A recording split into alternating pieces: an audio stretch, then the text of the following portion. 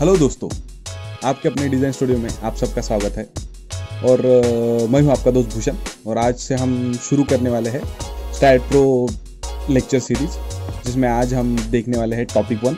Topic 1 में हम ज़्यादा नहीं, सिर्फ बेसिक चीज़ें देखेंगे कि जब भी हम सॉफ्टवेयर में वर्किंग शुरू करते हैं या फिर किसी स्ट्रक्चर का एनालिसिस करते हैं तो क्या सेटिंग्स करनी चाहिए। तो सबसे पहले हमने सॉफ्टवेयर ओपन करके रखा है स्क्रीन पे, जैसे आप देख सकते हैं। और उसमें न्यू प्रोजेक्ट का आपको ऑप्शन दिख रहा है प्रोजेक्ट टेक्स्ट में। ओपन प्रोजेक्ट दिख रहा है, ओपन फ्रॉम प्रोजेक्ट वाइज दिख रहा है, कॉन्फ़िगरेशन का ऑप्शन है, बैकअप मैनेजर है, लाइसेंस मैनेजमेंट है, इसमें जो भी आप रिसेंट वर्क करोगे उसके ऑप्शन है, लाइसेंस कॉन्फ़िगरेशन है, हेल्प टॉपिक्स, ECT। तो न्यू प्रोजेक्ट लेने से पहले हमें एक चीज़ करना है कि जो कॉन्फ़िगरेशन है उसमें जाना है। जैसे आप कौन सी कंट्री में वर्क कर रहे हो उस पर डिपेंड करता है। जैसे मैं इंडिया में वर्क करता हूँ तो मुझे जो भी चीज़ें हैं सेटिंग्स है वो इंडियन कोड्स के हिसाब से करनी है। तो 3 आपको चीज़ें ध्यान में रखनी है। सबसे पहला है बेसिक यूनिट, जो हम मैट्रिक्स रखते हैं। उसके बाद में जो सेकंड चीज़ है वो है सेक्शन प्रोफाइल टेबल। यहाँ पे सेक्शन प्रोफाइल टेबल का ऑप्शन खोला है और उसमें जैसे 2 ऑप्शन है कि करंट डिफ़ॉल्ट प्रोफाइल टेबल, जैसे मैं प्रीवियस वर्क में कर चुका हूँ इसलिए यहाँ पे इंडियन है, नहीं तो यहाँ से अपने को जो सिलेक्ट डिफ़ॉल्ट टेबल है, जो भी आपकी कंट्री है उस कंट्री के रिस्पेक्टिव आपको सिलेक्ट करना है। जैसे हम इंडिया में वर्क कर रहे हैं तो हमने अभी इंडिया सेलेक्ट किया। अगर आप ऑस्ट्रेलिया से हो या फिर कनाडा से हो, अमेरिका से हो, तो उस हिसाब से आप अपने कंट्री का नाम सिलेक्ट कर सकते हो। और उसके बाद में जो थर्ड सेटिंग हमें याद रखनी है वो है start design default design code है। जैसे हम इंडिया में काम कर रहे हैं तो यहाँ पे वेरियस कोड्स है, उसमें कौन से करने हैं। तो जनरली हम स्टील डिज़ाइन के लिए IS 800 यूज़ करते हैं। उसके बाद में जो हमारा डिज़ाइन कोड है कंक्रीट के लिए वो IS 456 है।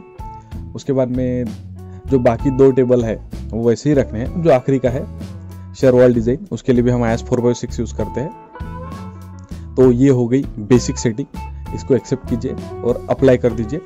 ये 1 टाइम सेटिंग है, एक बार आपने अगर कर ली है तो फिर आपको जब तक सॉफ्टवेयर आपके पीसी से अनइंस्टॉल नहीं होता है तब तक आपको उसकी कोई ज़रूरत नहीं पड़ेगी। नेक्स्ट चीज़ है कि कॉन्फ़िगरेशन होने के बाद जब भी आप न्यू फोल्डर तैयार करते हो तो बहुत सारे जो है न्यू फोल्डर लेने के बाद फाइल्स तैयार हो जाती है। तो उन्हें सेव करने के लिए आप पहले से ही अलग से जो भी वर्क कर रहे हैं, जैसे हम लेक्चर सीरीज ले रहे हैं तो न्यूमरस जो हमारे लेक्चर्स है, जैसे 1 है, 2 है, 3 है, उसके अलग अलग हमने फोल्डर बना के रखे। जैसे अब हम आज का जो टॉपिक है फर्स्ट कवर कर रहे हैं, लेक्चर 1 है हमारा, तो उसके हिसाब से हमने एक फोल्डर बना के रखा है।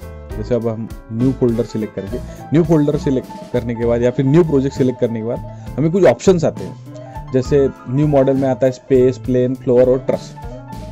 तो हम जनरली स्पेस यूज़ करते हैं।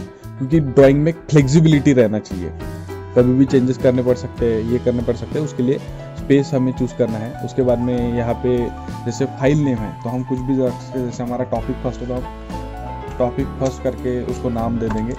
और जो फोल्डर हमने रेडी किए हैं जहाँ पे हमें ड्राइंग सेव करना है तो उसका जो है लोकेशन हमें फीड करना है।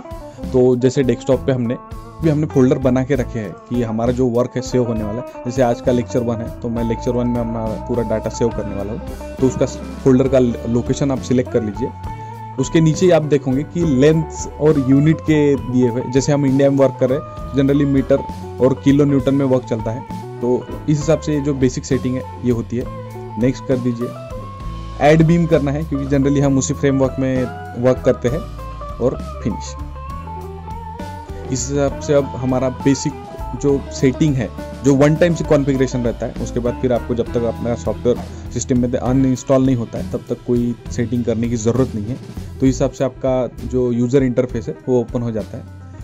अब 2 टाइप से यहाँ पे डिज़ाइन होते हैं। एक तो हम खुद पूरा का पूरा कंस्ट्रक्शन कर सकते हैं या फिर कमांड में जाके स्ट्रक्चर विजार्ड में जाके पूरा स्ट्रक्चर ये कर सकते हैं। बट जनरली हम बिगिनर है तो हम पूरा स्ट्रक्चर खुद से क्रिएट करेंगे। तो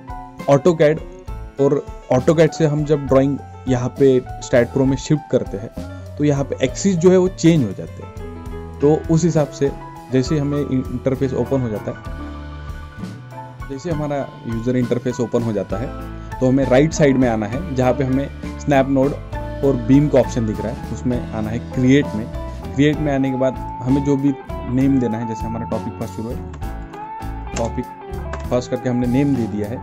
यहाँ पे जैसे हमने बोला था कि एक्सिस चेंज हो जाते हैं, तो यहाँ पे जो एक्स वाई जनरली हमारा रहता है ऑटोकैड में, तो यहाँ पे एक्स जेड हो जाता है। तो हर बार जब भी आप ड्राइंग कंस्ट्रक्ट करते हो या फिर कोई भी एनालिसिस करते हो स्ट्रक्चर का, तो उसमें आपको ये ध्यान रखना है कि आपने एक्स जेड जो है वो प्लेन सिलेक्ट करना है।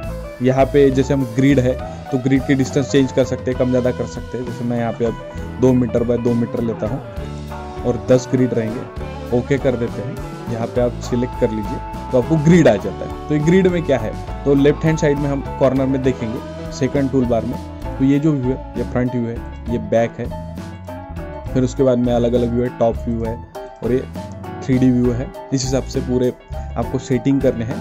और इसी के साथ हम हमारा आज का बेसिक लेक्चर जो है यहीं पे समाप्त करते हैं। अगले लेक्चर में हम ड्राइंग कैसे करते हैं स्टैट प्रो में वो देखते हैं। इसी की तरह आपका प्यार जो है हमारे चैनल के ऊपर बनाए रखिए, ज़्यादा से ज़्यादा लाइक कीजिए, सब्सक्राइब कीजिए, अपने दोस्तों के साथ शेयर कीजिए। बहुत सारे और डिज़ाइन के लेक्चर्स है, डिज़ाइंस के बेसिक्स है, आरसीसी डिज़ाइंस के बेसिक्स है, हम टाइम टू टाइम शेयर करने वाले हैं। या फिर बहुत सारे लेक्चर रेडी है। जैसे जैसे आपका प्यार बढ़ते जाएगा, आप हमारे चैनल को जैसे जैसे रिस्पॉन्स करोगे, आपके जैसे क्वेश्चंस रखोगे, तो उस हिसाब से हम और नए नए जो वीडियोस है लेके आएंगे सबके लिए। इसी तरह आप हमारे चैनल को लाइक कीजिए, कमेंट कीजिए, सब्सक्राइब कीजिए। जय हिंद।